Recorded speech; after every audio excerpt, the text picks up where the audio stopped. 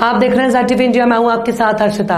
UP में एटा किसानों की खाद की समस्या और अन्य समस्याओं को लेकर गुरुवार को कलेक्ट्रेट धरना स्थल पर अखिल भारतीय किसान संगठन के कार्यकर्ताओं ने राष्ट्रीय अध्यक्ष अखिल संघर्षी के नेतृत्व में धरना दिया। इस दौरान उनका कहना था कि किसानों की समस्याओं का प्रशासनिक अधिकारियों, तहसील अधिकारियों और कृषि विभाग के आला अधिकारियों द्वारा कहीं कोई समाधान नहीं किया जा रहा है। किसान बर्बाद हो चुका है। अतिवृष्टि में किसानों का जो नुकसान हुआ था, वहां खेतों में खड़ी फसलें नष्ट होने का तमाम चैनल और समाचार एजेंसियों के माध्यम से वीडियो फुटेज डालने के बाद भी सर्वे नहीं कराया गया।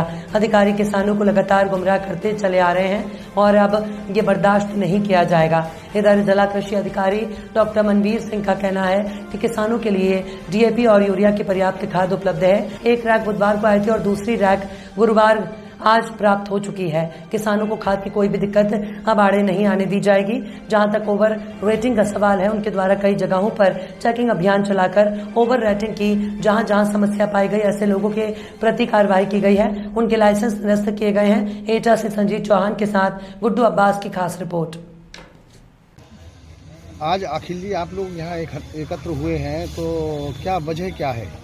बड़ा मुद्दा ये है कि आज किसान को DAP की अति आवश्यकता है। पूरे जिले में कहीं DAP नहीं मिल रही है। 20 दिन से कोई रैक नहीं आई। जब आज शासन को ये पता लग गया कि किसान आंदोलन के लिए उतरेंगे, तो कल एक DAP की रैक आई है और वो नामात्र के लिए कुछ केंद्रों पर भेज दी गई है, जो कि आज भी जिले के लिए पर्याप्त नहीं है। दूसरा सवाल ये है कि अतिवृष्टि से पूरा प्रदेश बर्बाद हुआ। एटा जनपद के 100% किसानों का बड़ा नुकसान हुआ।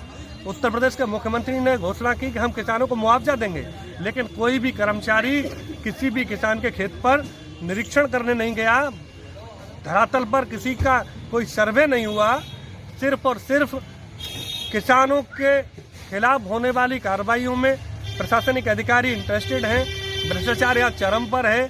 किसान बर्बाद है। 1 रुपये के मुआवजे का कोई इंतजाम नहीं किया गया।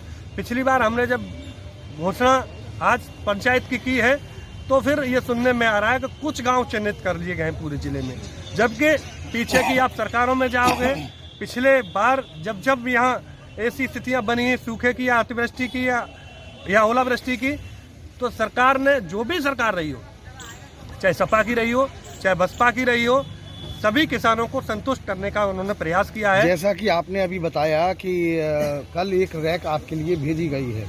इससे पहले 3 नवंबर को DM साहब ने टोल फ्री नंबर भी दिए थे और उसमें ये कहा था कि हमारे यहाँ खाद की कोई कमी नहीं है और किसानों के लिए पर्याप्त खाद उपलब्ध है, और इस टोल फ्री नंबर पर जो है आप संपर्क करके जो समस्या हो वो बता सकते हैं। ये दुर्भाग्य है इस जिले का, क्या पूरे प्रदेश का, कि जैसे राजनेता झूठे बयान जारी करते हैं, वैसे अधिकारी झूठे बयान जारी करना सीख गए। पूरे जिले में ऐसी खबरें आप लोगों ने मीडिया के माध्यम से दिखाई हैं। किसानों ने प्रैक्टिकली रात्रि में 12 बजे फोटो खींच के डाले हैं कि लोग लाइन में लगने के लिए रात्रि में लेटे हैं। ये एटा की घटना है, एटा की खबरें। अगर जिले में पर्याप्त DAP थी, तो क्या जिलाधिकारी ने उन अधीनस्थ कर्मचारी अधिकारियों के खिलाफ कोई कार्रवाई की कि जहां DAP होने के बावजूद भी किसानों को DAP उपलब्ध नहीं कराई गई? अगर इसी जिले में उसी समय मुख्यमंत्री का कार्यक्रम लगा, गवर्नर का कार्यक्रम लगा, महाराष्ट्र के गवर्नर एटा जनपद में ही आए थे, दिन रात अधिकारी कर्मचारियों ने उनके लिए व्यवस्था जुटाने का काम किया। किसान के लिए फसल की बुवाई से बड़ा कोई त्योहार नहीं हो सकता, क्योंकि उसके आने वाले 6 महीने की तो सीधा नुकसान होता है और सालों साल का उसके घर की आर्थिक व्यवस्थाएं ध्वस्त होती हैं। एक कर्मचारी के खिलाफ कोई कार्रवाई नहीं की गई। अगर जिलाधिकारी के संज्ञान में यह था कि पर्याप्त DAP है, तो जो अधिकारी कर्मचारी वहां। सर, किसानों के समक्ष जो है इन दिनों खाद की काफ़ी किल्लत है और तमाम किसान जो है इससे पीड़ित हैं और धरना दे रहे हैं आज। क्या वजह है सर कि आपके यहाँ खाद की आपूर्ति उनको पर्याप्त रूप से नहीं हो पा रही? जी, मैं बताना चाहूँगा आपको, चूँकि अभी अक्टूबर माह में वर्षा हुई थी और अक्टूबर माह में जब आलू और सरसों की बुवाई शुरू हो जाती है, तो उसी नमी में किसान ने चाहा कि उसी नमी के साथ हम गेहूं की बुवाई करें। इसलिए एकदम से एकाएक DAP की जो है मांग बढ़ी जनपद में, और जिसके कारण से कुछ दिक्कतें आई। लेकिन आज की स्थिति ये है कि हमारे आलू की सोइंग लगभग हो चुकी है, सरसों की सोइंग हो गई है, अब हमारी गेहूं की बुवाई प्रारंभ हो गई है। इस समय जो जनपद में DAP की जो उपलब्धता है 6,911 मीट्रिक टन है, और इसमें आपका कोऑपरेटिव में हमारी 3567 एमटी और प्राइवेट में 3744 एमटी के आसपास हमारी डीएपी उपलब्ध है। और जो कि इसके साथ ही एनपीके भी हमारे 1349 एमटी आ चुकी है जनपद में, जो सभी सहकारी समितियों पे पहुंचाई जा चुकी है। कल भी हमारी इफ़को की रैक आई थी जो सहकारी समितियों पे अभी पहुंच चुकी है। और आज हमारी क्रेवको की भी रैक 2030 मीट्रिक टन की आई है, जो भी हमारी कल से सभी समितियों पे पहुंच जाएगी और अनवरत वितरण प्रारंभ हो जाएगा।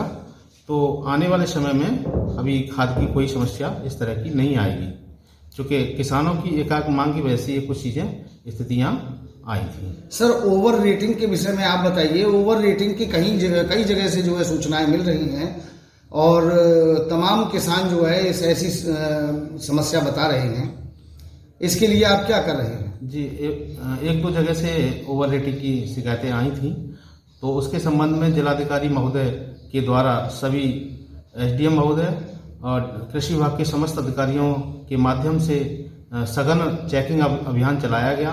तो इसमें 2-3 चीज़ें आई थी पकड़ में, जैसे कि पॉस के बिना लोग जो है डीएपी या अन्य खाद बेच रहे हैं, जबकि ये नियम होना चाहिए कि बिना पॉस के आधार कार्ड के नहीं बिक्री की जानी चाहिए जी। तो उस केस में हमने 2-3 लाइसेंस भी निलंबित किए हैं, कुछ के सस्पेंड किए हैं, कुछ को जो है नोटिस दिए गए हैं। तो एसडीएम के साथ और जिलाधिकारी महोदय के निर्देशन में ये सारी चीज़ें कार्रवाई की जा रही हैं, अनवरत जारी हैं। हम लोग भी फील्ड में नियमित रूप से जा रहे हैं। तो अगर ऐसी कहीं भी शिकायत आती है उसका संज्ञान लेके नियमित रूप से नियमानुसार कार्रवाई की जाती है। Thank you sir.